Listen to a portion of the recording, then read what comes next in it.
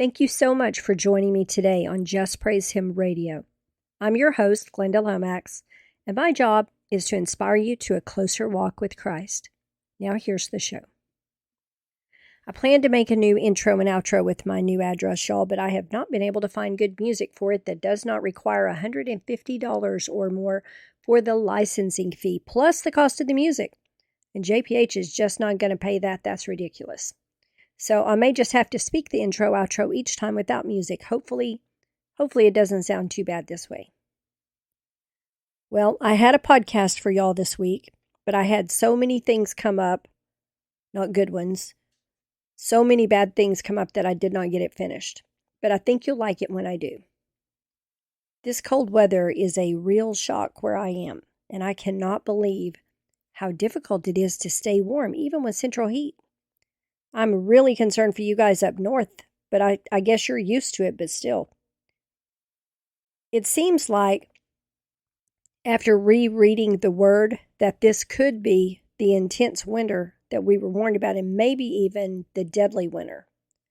Both of those words are reposted on JPH for, I think, yesterday. Today being Christmas Eve 2022, so yesterday, December 23rd, 2022. If y'all want to read them. Please comment if you do. I would love to know what y'all think. Some people have already said, yeah, we definitely think it's it. It sure feels like it, and I see signs. There are people not surviving the storm. I'm very sorry to say. And I think there will be quite a few more before it's done. So I've been working on some good podcasts for y'all with the intention of recording them as I get them written. So I should have some good stuff coming up for you the next few podcasts. So y'all know now that I moved to Louisiana. The Lord needed me to come down here and help with the revival, which has not started yet, but it's part of the Final Harvest Revival. Now, the Final Harvest Revival, once it gets started, is going to go all over the world. And it will be marked by many very notable miracles. It's going to be like Azusa Street, but everywhere. And the reason is because the purpose of the Final Harvest Revival, God calls it my Final Harvest Revival, is to bring in the souls, number one. And the way he does that for people who don't understand that he's God is he just shows them these really big miracles. He's like, hey, this is what I can do. This is who I am. So he's going to be doing a lot of those miracles. The unbelievers are going to see and become believers. That's the way I understand it. And all of us who are still here, I guess, will be helping with that. Because when you have that many people flooding into the churches, you're going to need a lot of help, right? So, I hated living in Arkansas, y'all. I'll tell y'all the truth, I hated it. When I first got up to the Ozarks, I thought, oh, this is really pretty. But the new wore off pretty quick once the snakes and the spiders showed up. And I was so far from everything, so far. There was a little mom and pop grocery store in the town where I lived, but everything else was like 30 minutes away or further, and I hated that. After living down there in Dallas, I hated that. And I did not enjoy living in the mountains, so I tried not to complain all the time, but so here I am. I'm not in the mountains anymore. I'm down on the Gulf Coast. So y'all know I teach a lot on the power of our words. So I got to tell you what happened on the trip from Arkansas to Louisiana. I was so happy to leave Arkansas and be released from it. Arkansas felt like an overgrown prison to me. So as I drove south on the interstate, I was thanking God and praising him for a new start in a new place. And then he impressed upon me that I could have been released a lot sooner, but my words had been stout against him. And I was like, oh, what did I say? What did I say? And then I remembered myself saying again and again and again, the Lord usually keeps me in a place for 4 years. The Lord usually keeps me in a place for 4 years. So guess how long I had to stay in Arkansas? Yep, you guessed it. About 4 years. A little over, I think. I was in a prison, all right. One of my own making. I had built its walls with my own words. And it made me wonder, how often do we live in prisons of sickness and lack and geographical location that we build ourselves while desperately wanting out of them? I'm not fond of Louisiana either. but I'm just here to do a job. So at least I do have a few friends here, and I have no plans to stay after the revival work is done. And I know what marks the end of my time here, when I'm supposed to go, or when he's done with me. And my hope is the Lord will let me move back home after that if I've not been called to my real home by then. I'm just so tired of moving, y'all. I moved twice last year. I cannot tell you how tired I am of moving. I'm too old for this. And I'm so weary of unresponsive landlords and broke down old rent houses where you never feel like you get them all the way clean and you're constantly fighting insects and other kinds of nastiness. It's just horrible. I don't even want to, anyways. So when the Lord told me to start packing, I didn't know where I was going. And then he sent me a word that you're not packing fast enough. So I'm like, okay. So I packed faster. And then I got the date of when I was supposed to leave. And then I was like, I better pack a lot faster. I was moving alone. And so I could not take anything large with me because I couldn't unload it when I got to Louisiana. And I had no idea if I'd have any help. I knew I didn't have a place to stay. So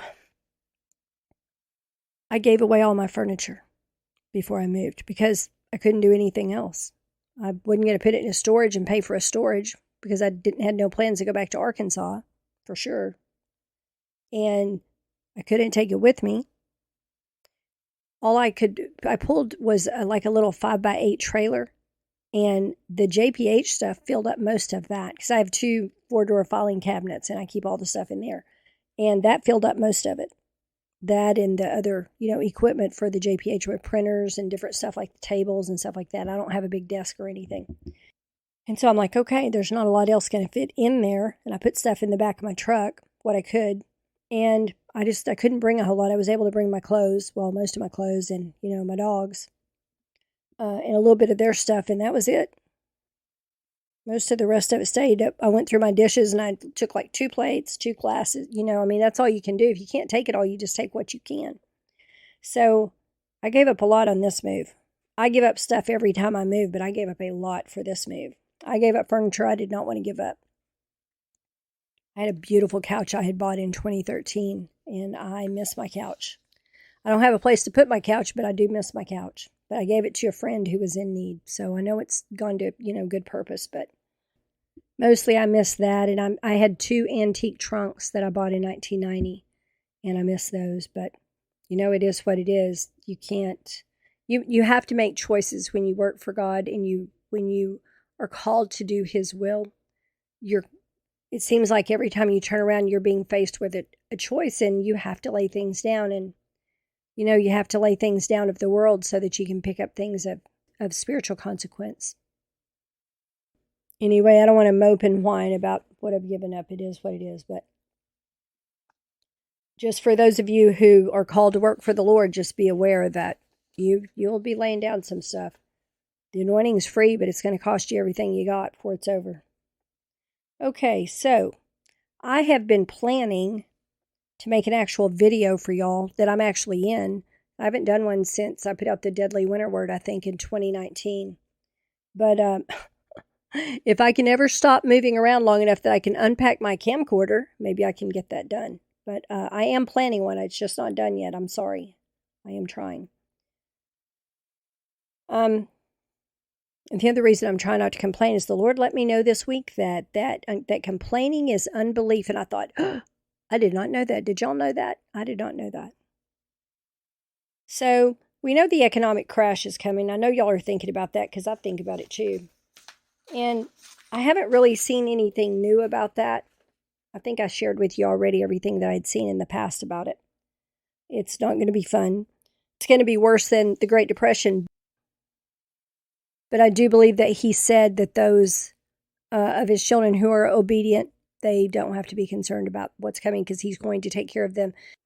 I did want to tell y'all one story, a testimony of when I moved. In Arkansas, I had a nice washer and dryer that I'd had for, 3 or 4 years, 5 years maybe, I can't remember. Worked perfect, really good washer and dryer. And I cannot lift a washer or dryer by myself. And I had no one to help me in the move. And I really had no room for it either because I could only pull one trailer. So I had to give that up too. And you just, when you have to give up something like that you know you need where you're going, you just want to cry. And I just told the Lord, I gave it to some people in need, and I said, Lord, I'm just believing you that if I sow this to somebody in need, that when I need a set, you're going to bring me a set of a washer and dryer, that works as good as this. Well, when I moved into my place in Louisiana, someone from the church purchased me a secondhand washer and dryer. And the washer is really good. It's an HE washer. I like it better than the washer I had. The dryer's excellent. And I'm like, okay. He replaced what I gave up, what I sowed as a seed to some people that really needed it, to a woman that really, really needed it.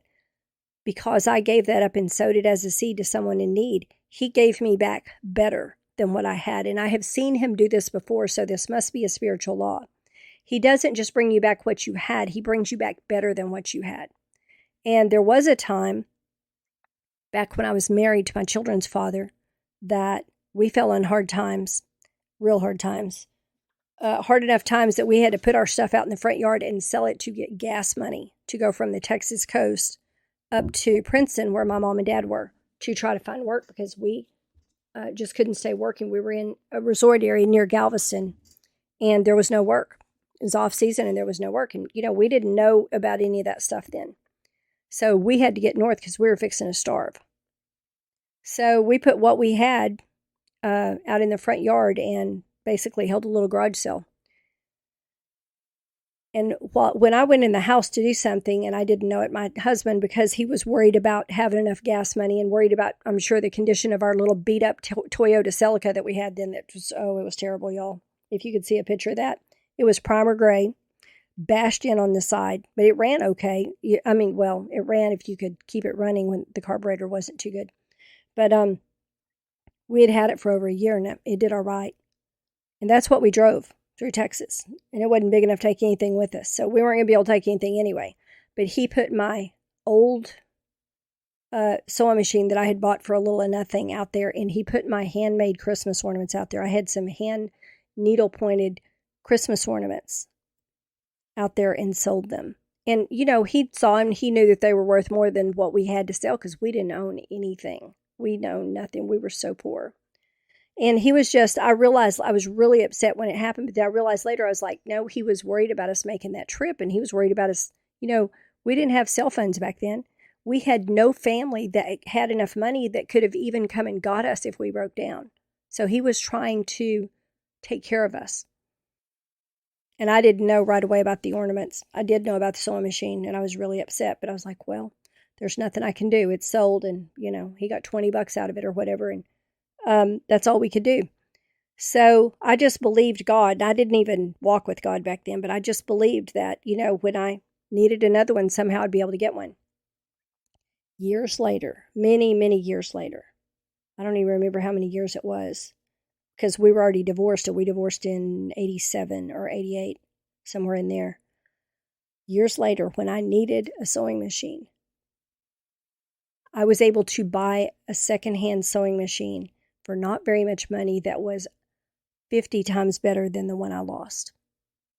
And later after that, when I didn't have that one anymore, I was able actually when I lived in the townhouse to buy a new one, a brand new one. And I think that was my first ever brand new one. I don't have that one now either. But I don't have any time to sew, so I don't guess it matters. But I was able to actually buy a new one that was on sale at this terrifically low price. That was one of the things that I gave up for this trip to move to Louisiana too, was that nice sewing machine. But it is what it is. I don't have any time to sew. And if I have to mend something, I just do it by hand. So anyway, I just wanted to tell y'all that if the Lord moves you, if he leads you to move, do not be afraid. Because if you will have faith, if you will just say, okay, if he did it for her, he's no respecter of persons. He'll do it for me. He'll bring me what I need, or he'll make me able to buy what I need. If you will do that, and if you will believe him, he will provide what you need. Do not be afraid to move if he is moving you, because if he is moving you, there is a reason. And it is either to keep you safe, or it is to put you somewhere where you are needed, where you're going to be witnessing to people and bringing souls in, or it is to get you away from danger. Okay? So if in your spirit you're feeling led to move, go. Just go. Don't worry about what you have to give up or what you have to leave behind. He will provide for you. Just believe him to provide for you. He's faithful. He is so faithful. I want to tell y'all about one other thing as I get ready to close here. I got a message in my spirit the other day, a couple of days ago, really, really strong. And I knew that it was for all of us. I knew it was especially for all of you. I have been praying Psalm 91 and Psalm 23 every day because I'm going through some stuff and need to pray those. But I was thinking about those one afternoon because I had done them, and I was thinking about those, and it came up in my spirit: secure your houses, secure your houses, secure your houses. And I think it has some to do with the economic crash, but I don't know what else. Because here's the thing: when the economy dives and people don't have money, when the economy goes down, crime goes up because people get hungry, or they can't feed their children, or they can't, do whatever they need to do. And crime will increase. So my encouragement to you is secure your houses, but secure them with God's word most of all. Psalm 91 and Psalm 23 are what I'm using. Psalm 91 is known as the Psalm of Protection. And y'all know, because I've talked about it before, I've given you many testimonies that I've found in books about people who have prayed Psalm 91, and it has protected them from unbelievable odds where they should have been dead, and other people died around them. So secure your houses, and don't forget about that, okay? Because that's really important. If you don't say Psalm 91 every day, you need to start saying it. And another thing that came up in my spirit recently, do y'all remember, it was like 4 or 5 years ago or something, the Lord told me this particular way to pray over my food, my electricity, my internet, things like that, the water. He brought that back up in my spirit. I'm like, oh yeah, I haven't been doing that because I have not been doing my decree prayers. I have not done my decree prayers in months because of being hit by so many different attacks. And I mean one after another, and then being hit by the test on top of that. So then the test came right after the attacks. I'm like, all righty then. We're not getting a break or reprieve, apparently. What we're getting is prepared. So it's pretty intense. So I've not been doing those. I need to get back to doing those because they only take, like 10 minutes a day. And that's a lot of protection and provision for 10 minutes a day. So y'all don't forget about your prayers, okay? Because that's really, really important. And there are some things that you cannot buy protection from in any form. There are some things only God can protect you from, and that is not in my notes, by the way. He's bringing that to me. So I wanted to read today's word to y'all for anybody who has not heard it yet, because it helped make all the tests so much more understandable to me. It's dated December 24th, 2022. It's called So Many Tests. My children question the many tests I am allowing in their lives now. They seem a heavy burden to you. You do not understand why I am allowing them. My precious ones, in the time soon coming, my enemy and yours will put you through more tests in less time than this in an attempt to get you to deny your faith. Those of you whose faith has not been tried will still remain to be tested by him. If you cannot pass these, you will not pass those, and you will deny me and spend eternity with my enemy. Those of you who walk in my ways continually have need of fewer tests. Those who have not passed each test will continue being tested, that I may purify the areas in you that remain under the control of my enemy. The test will continue that you may be prepared to pass the ones yet to come in the time of much persecution. Focus on passing every test by responding according to my word.